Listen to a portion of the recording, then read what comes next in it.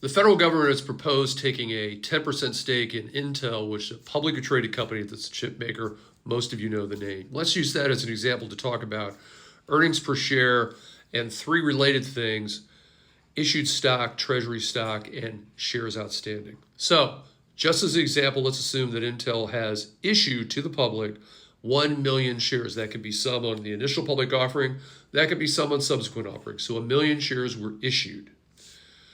Intel then buys back into the treasury 200,000 shares. So treasury stock is repurchased by the company, taken out of circulation. It reduces shareholders' equity in the balance sheet. So if we take 1 million issued less 200,000 treasury stock, we have 800,000 shares outstanding, meaning in the hands of shareholders.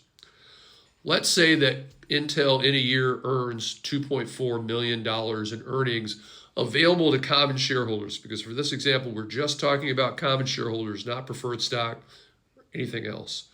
So if earnings for common shareholders is 2.4 million divided by 800,000 shares outstanding, earnings per share for the common stock is $3 a share. So 2.4 million in earnings divided by 800,000 shares outstanding is $3 a share.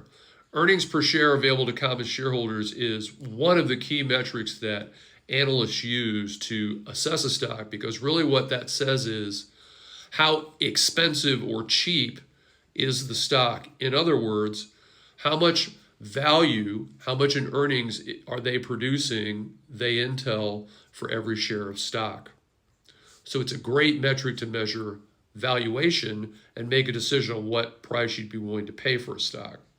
Finally, how does earnings per share change? Well, you can change the numerator or the denominator.